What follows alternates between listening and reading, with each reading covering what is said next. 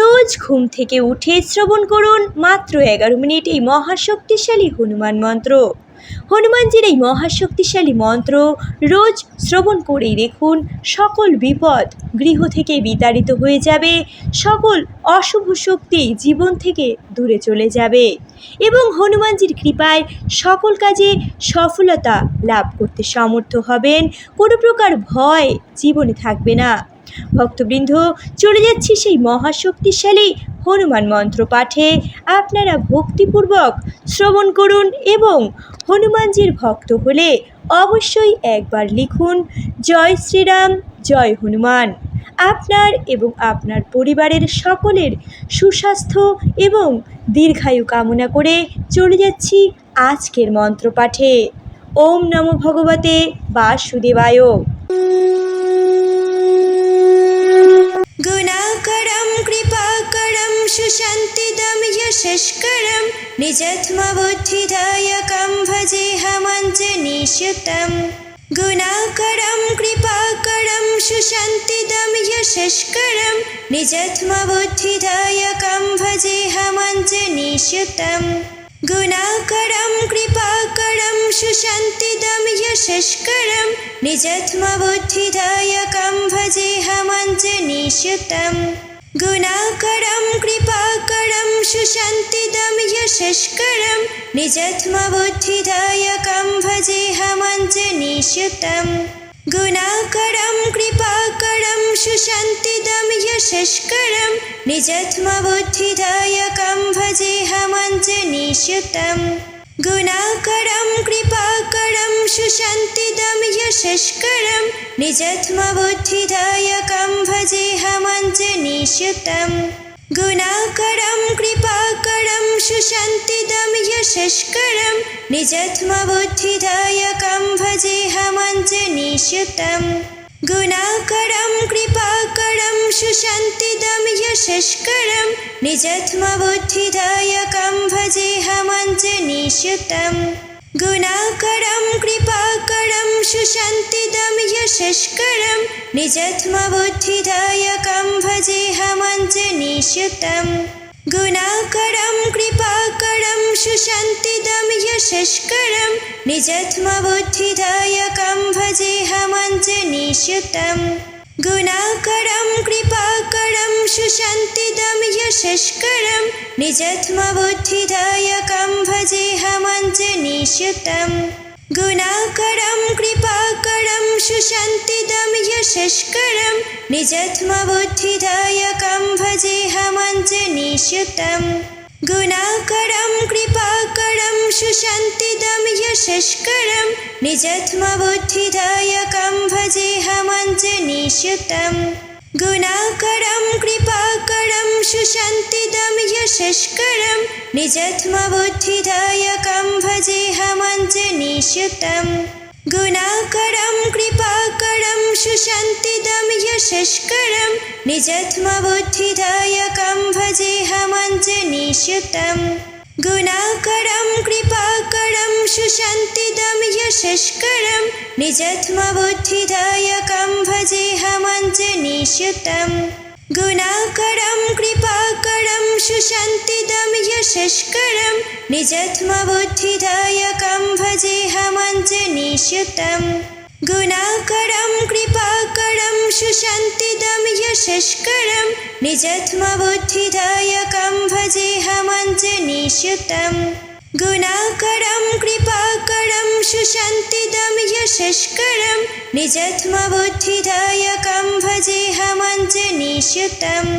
गुणाकरं कृपाकरं सुशान्तिदं यशस्करं निजत्मबुद्धिदायकं भजेऽहमञ्जनीसुतं। गुणाकरं कृपाकरं सुशान्तिदं यशस्करं निजत्मबुद्धिदायकं भजेऽहमञ्जनीसुतं।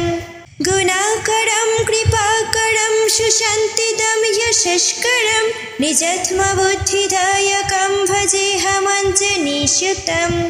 गुणाकरं कृपाकरं सुशान्तिदं यशस्करं निजत्मबुद्धिदायकं भजेऽहमञ्जनीसुतं। गुणाकरं कृपाकरं सुशान्तिदं यशस्करं निजात्मबुद्धिदायकं भजेऽहमञ्जनीसुतं। गुणाकरं कृपाकरं सुशान्तिदं यशस्करं निजात्मबुद्धिदायकं भजेऽहमञ्जनीसुतं। गुणाकरं कृपाकरं सुशान्तिदं यशस्करं निजात्मबुद्धिदायकं भजेऽहमञ्जनीसुतं। गुणाकरं कृपाकरं सुशान्तिदं यशस्करं निजात्मबुद्धिदायकं भजेऽहमञ्जनीसुतं। गुणाकरं कृपाकरं सुशान्तिदं यशस्करं निजात्मबुद्धिदायकं भजेऽहमञ्जनीसुतं। गुणाकरं कृपाकरं सुशान्तिदं यशस्करं निजात्मबुद्धिदायकं भजेऽहमञ्जनीसुतं। गुणाकरं कृपाकरं सुशान्तिदं यशस्करं निजात्मबुद्धिदायकं भजेऽहमञ्जनीसुतं। गुणाकरं कृपाकरं सुशान्तिदं यशस्करं निजात्मबुद्धिदायकं भजेऽहमञ्जनीसुतं। गुणाकरं कृपाकरं सुशान्तिदं यशस्करं निजात्मबुद्धिदायकं भजेऽहमञ्जनीसुतं। गुणाकरं कृपाकरं सुशान्तिदं यशस्करं निजात्मबुद्धिदायकं भजेऽहमञ्जनीसुतं। गुणाकरं कृपाकरं सुशान्तिदं यशस्करं निजात्मबुद्धिदायकं भजेऽहमञ्जनीसुतं। गुणाकरं कृपाकरं सुशान्तिदं यशस्करं निजात्मबुद्धिदायकं भजेऽहमञ्जनीसुतं। गुणाकरं कृपाकरं सुशान्तिदं यशस्करं निजात्मबुद्धिदायकं भजेऽहमञ्जनीसुतं। गुणाकरं कृपाकरं सुशान्तिदं यशस्करं निजात्मबुद्धिदायकं भजेऽहमञ्जनीसुतं। गुणाकरं कृपाकरं सुशान्तिदं यशस्करं निजात्मबुद्धिदायकं भजेऽहमञ्जनीसुतं। गुणाकरं कृपाकरं सुशान्तिदं यशस्करं निजात्मबुद्धिदायकं भजेऽहमञ्जनीसुतं। गुणाकरं कृपाकरं सुशान्तिदं यशस्करं निजात्मबुद्धिदायकं भजेऽहमञ्जनीसुतं। गुणाकरं कृपाकरं सुशान्तिदं यशस्करं निजात्मबुद्धिदायकं भजेऽहमञ्जनीसुतं। गुणाकरं कृपाकरं सुशान्तिदं यशस्करं निजात्मबुद्धिदायकं भजेऽहमञ्जनीसुतं। गुणाकरं कृपाकरं सुशान्तिदं यशस्करं निजात्मबुद्धिदायकं भजेऽहमञ्जनीसुतं। गुणाकरं कृपाकरं सुशान्तिदं यशस्करं निजात्मबुद्धिदायकं भजेऽहमञ्जनीसुतं। गुणाकरं कृपाकरं सुशान्तिदं यशस्करं निजात्मबुद्धिदायकं भजेऽहमञ्जनीसुतं। गुणाकरं कृपाकरं सुशान्तिदं यशस्करं निजात्मबुद्धिदायकं भजेऽहमञ्जनीसुतं। गुणाकरं कृपाकरं सुशान्तिदं यशस्करं निजात्मबुद्धिदायकं भजेऽहमञ्जनीसुतं। गुणाकरं कृपाकरं सुशान्तिदं यशस्करं निजात्मबुद्धिदायकं भजेऽहमञ्जनीसुतं। गुणाकरं कृपाकरं सुशान्तिदं यशस्करं निजात्मबुद्धिदायकं भजेऽहमञ्जनीसुतं। गुणाकरं कृपाकरं सुशान्तिदं यशस्करं निजात्मबुद्धिदायकं भजेऽहमञ्जनीसुतं। गुणाकरं कृपाकरं सुशान्तिदं यशस्करं निजात्मबुद्धिदायकं भजेऽहमञ्जनीसुतं। गुणाकरं कृपाकरं सुशान्तिदं यशस्करं निजात्मबुद्धिदायकं भजेऽहमञ्जनीसुतं। गुणाकरं कृपाकरं सुशान्तिदं यशस्करं निजात्मबुद्धिदायकं भजेऽहमञ्जनीसुतं गुणाकरं कृपाकरं सुशान्तिदं यशस्करं निजात्मबुद्धिदायकं भजेऽहमञ्जनीसुतं गुणाकरं कृपाकरं सुशान्तिदं यशस्करं निजात्मबुद्धिदायकं भजेऽहमञ्जनीसुतं गुणाकरं कृपाकरं सुशान्तिदं यशस्करं निजात्मबुद्धिदायकं भजेऽहमञ्जनीसुतं गुणाकरं कृपाकरं सुशान्तिदं यशस्करं निजात्मबुद्धिदायकं भजेऽहमञ्जनीसुतं गुणाकरं कृपाकरं सुशान्तिदं यशस्करं निजात्मबुद्धिदायकं भजेऽहमञ्जनीसुतं गुणाकरं कृपाकरं सुशान्तिदं यशस्करं निजात्मबुद्धिदायकं भजेऽहमञ्जनीसुतं गुणाकरं कृपाकरं सुशान्तिदं यशस्करं निजात्मबुद्धिदायकं भजेऽहमञ्जनीसुतं गुणाकरं कृपाकरं सुशान्तिदं यशस्करं निजात्मबुद्धिदायकं भजेऽहमञ्जनीसुतं गुणाकरं कृपाकरं सुशान्तिदं यशस्करं निजात्मबुद्धिदायकं भजेऽहमञ्जनीसुतं गुणाकरं कृपाकरं सुशान्तिदं यशस्करं निजात्मबुद्धिदायकं भजेऽहमञ्जनीसुतं गुणाकरं कृपाकरं सुशान्तिदं यशस्करं निजात्मबुद्धिदायकं भजेऽहमञ्जनीसुतं गुणाकरं कृपाकरं सुशान्तिदं यशस्करं निजात्मबुद्धिदायकं भजेऽहमञ्जनीसुतं गुणाकरं कृपाकरं सुशान्तिदं यशस्करं निजात्मबुद्धिदायकं भजेऽहमञ्जनीसुतं गुणाकरं कृपाकरं सुशान्तिदं यशस्करं निजात्मबुद्धिदायकं भजेऽहमञ्जनीसुतं गुणाकरं कृपाकरं सुशान्तिदं यशस्करं निजात्मबुद्धिदायकं भजेऽहमञ्जनीसुतं गुणाकरं कृपाकरं सुशान्तिदं यशस्करं निजात्मबुद्धिदायकं भजेऽहमञ्जनीसुतं गुणाकरं कृपाकरं सुशान्तिदं यशस्करं निजात्मबुद्धिदायकं भजेऽहमञ्जनीसुतं गुणाकरं कृपाकरं सुशान्तिदं यशस्करं निजात्मबुद्धिदायकं भजेऽहमञ्जनीसुतं गुणाकरं कृपाकरं सुशान्तिदं यशस्करं निजात्मबुद्धिदायकं भजेऽहमञ्जनीसुतं गुणाकरं कृपाकरं सुशान्तिदं यशस्करं निजात्मबुद्धिदायकं भजेऽहमञ्जनीसुतं गुणाकरं कृपाकरं सुशान्तिदं यशस्करं निजात्मबुद्धिदायकं भजेऽहमञ्जनीसुतं गुणाकरं कृपाकरं सुशान्तिदं यशस्करं निजात्मबुद्धिदायकं भजेऽहमञ्जनीसुतं गुणाकरं कृपाकरं सुशान्तिदं यशस्करं निजात्मबुद्धिदायकं भजेऽहमञ्जनीसुतं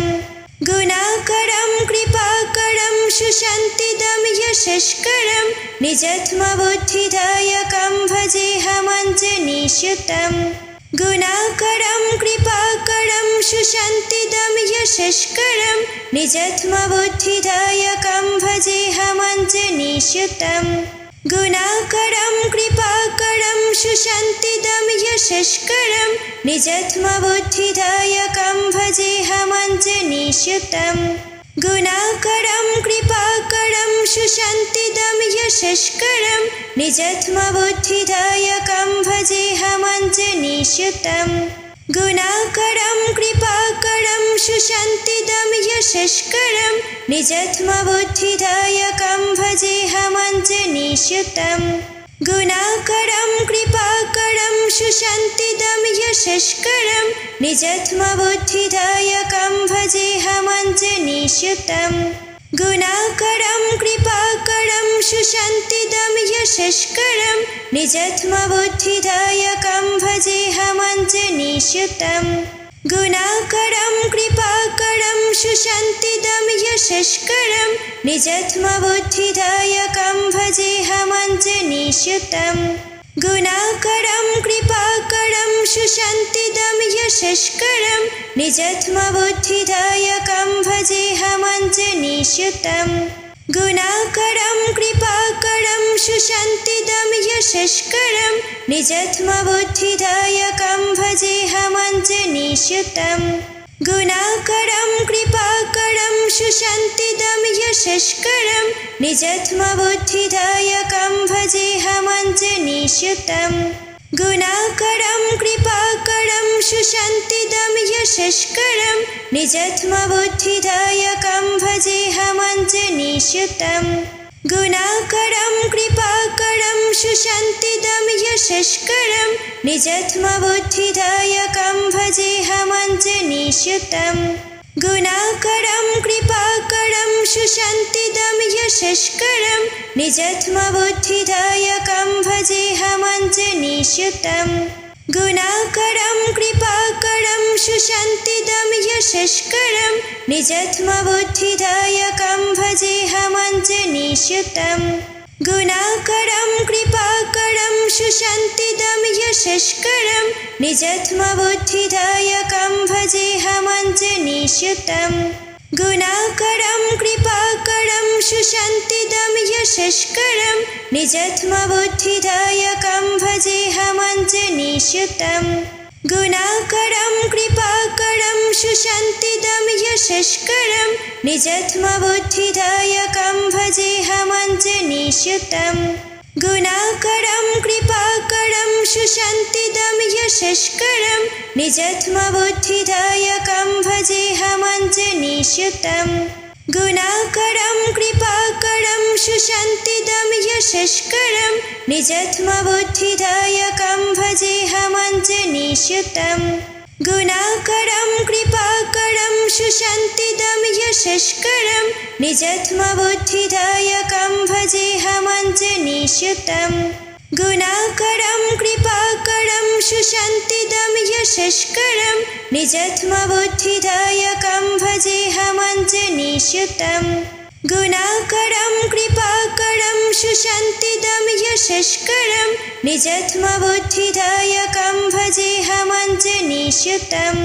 गुणाकरं कृपाकरं सुशान्तिदं यशस्करं निजात्मबुद्धिदायकं भजेऽहमञ्जनीसुतं गुणाकरं कृपाकरं सुशान्तिदं यशस्करं निजात्मबुद्धिदायकं भजेऽहमञ्जनीसुतं गुणाकरं कृपाकरं सुशान्तिदं यशस्करं निजात्मबुद्धिदायकं भजेऽहमञ्जनीसुतं गुणाकरं कृपाकरं सुशान्तिदं यशस्करं निजात्मबुद्धिदायकं भजेऽहमञ्जनीसुतं गुणाकरं कृपाकरं सुशान्तिदं यशस्करं निजात्मबुद्धिदायकं भजेऽहमञ्जनीसुतं गुणाकरं कृपाकरं सुशान्तिदं यशस्करं निजात्मबुद्धिदायकं भजेऽहमञ्जनीसुतं गुणाकरं कृपाकरं सुशान्तिदं यशस्करं निजात्मबुद्धिदायकं भजेऽहमञ्जनीसुतं गुणाकरं कृपाकरं सुशान्तिदं यशस्करं निजात्मबुद्धिदायकं भजेऽहमञ्जनीसुतं गुणाकरं कृपाकरं सुशान्तिदं यशस्करं निजात्मबुद्धिदायकं भजेऽहमञ्जनीसुतं गुणाकरं कृपाकरं सुशान्तिदं यशस्करं निजात्मबुद्धिदायकं भजेऽहमञ्जनीसुतं गुणाकरं कृपाकरं सुशान्तिदं यशस्करं निजात्मबुद्धिदायकं भजेऽहमञ्जनीसुतं गुणाकरं कृपाकरं सुशान्तिदं यशस्करं निजत्मबुद्धिदायकं भजेऽहमञ्जनीसुतं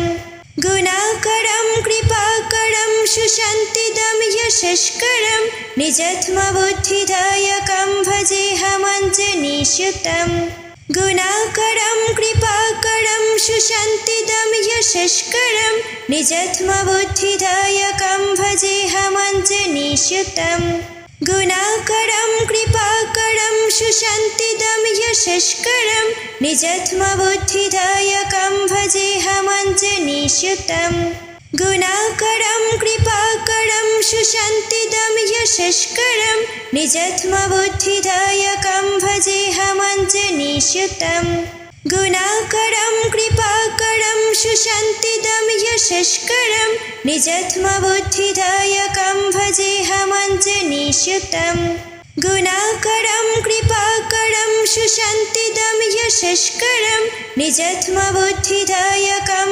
भजेऽहमञ्जनीसुतं